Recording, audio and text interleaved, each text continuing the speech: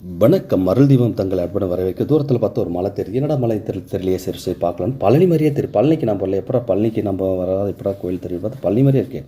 But என்ன விசாரிக்கும் போது முருகன் கோயில் நான் சரி குண்டு இருக்கும்டாலும் குமரன் இருக்கணும் வழி விசாரித்தோம். இதில் தான் போகணும்னு சொன்னாங்க. சரி படியேறி போகும் அப்படின்னு சொல்லிட்டு போகலான்னு சொல்லி போய் மேலே போய் பார்க்கலாம் அப்படின்னு பார்க்கும்போது முதல்ல இது விநாயகர் இருந்தார். விநாயகர் கும்பிட்டு போட்டோம். இந்த கோயில் சிறப்பு என்னன்னு சொல்கிறாங்கன்னா, ஜாத ரீதியாக இருக்கக்கூடிய செவ்வாதோஷம் இருக்குதுன்னா அந்த திருமணம் ஆகாத ஆண் பெண்களுக்கு இந்த மலை ஏறி வந்து செவ்வாய்க்கிழமை வழிபட்ட திருமணம் நடைபெறும், செவ்வாதோஷம் நீங்கன்னு சொல்லியிருக்காங்க. அப்படியே போகிற வழியிலேருந்து பார்த்தீங்கன்னா அப்படி தான் பாருங்கள், காவல் தெய்வம் மலைக்காவல் கற்பனார், அப்படியே இடும்பன் சன்னதி. இதை முடிச்சுட்டு நம்ம மேலே போகிறோம். கோயில் பாருங்கள், சூப்பராக இருக்குது, அற்புதமான கோயில். வந்து முருகன் கோயில். இது எங்கே இருக்குன்னா நாமக்கல் மாவட்டத்தில் திருச்செங்கோட்டு ராசிபுரம் வழியில் இருக்கக்கூடிய வையப்பனை முருகன் கோயில். ராஜகோபுரம் பூட்டி இந்த இடம் பூட்டின்னு சொல்லி பார்த்தா அதுக்கு மேற்கு பக்கம் வாசல் இருக்குது. அந்த வாசல் வழியாக கருவறைக்குள்ளே போல முருகனை பார்க்கலாம். முருகனுக்கு பூஜை நட பாருங்கள். முருக தரிசனம் முடிச்சோம். சரி அப்படியே மலையெல்லாம் சுற்றி பார்த்தா நல்லாயிருக்கு. செவ்வாதோஷம் போகக்கூடிய மட்டும் இல்லை, பூமி யோகம் இருக்கக்கூடிய கோயில்னு சொல்கிறாங்க. மறக்காம இந்த வீடியோ லைக் கொடுங்க, சப்ஸ்கிரைப் பண்ணிக்க. நன்றி, வணக்கம்.